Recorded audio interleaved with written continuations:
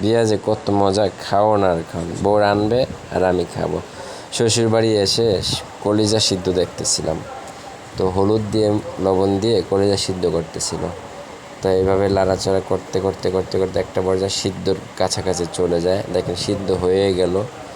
সিদ্ধ হওয়ার পরে আমরা এখন দেখতে পারবো কিভাবে বুনা করে সিদ্ধ। কলিজা সিদ্ধ করার পরে কলিজাটা বুনা, এখন আমরা কাঁচা মরিচ পেঁয়াজ নেব। পেঁয়াজ নিলাম, দারুচিনি দিলাম,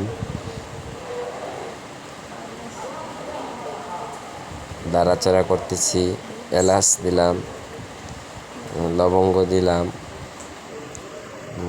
ভাজা ভাজা করে ফেললাম। ভাজা ভাজা করতে করতে এখন আদা বাটা দিলাম, রসুন বাটা দিলাম। এখন নাড়াচাড়া করতে করতে মশলার কষায় নিলাম। কষানো শেষ হলে এরপরে আমরা আবার ভালোভাবে কষাইলাম। কষানো হচ্ছে, এবার লবণ দিলাম। লবণ দেওয়ার পর আবার নাড়াচাড়া করলাম।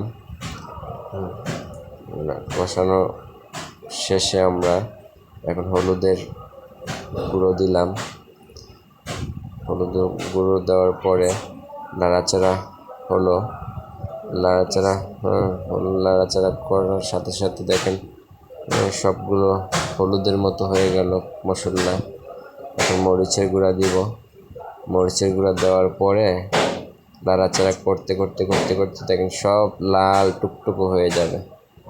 লাল টুকটুকো হয়ে গেলে এরপরে আমরা জিরার গুঁড়ি দিব। জিরার গুঁড়ো দেওয়ার পরে দেখবেন এখন ধনিয়ার গুঁড়া। ধনিয়ার গুঁড়ো দেওয়ার পরে আবার নাড়াচাড়া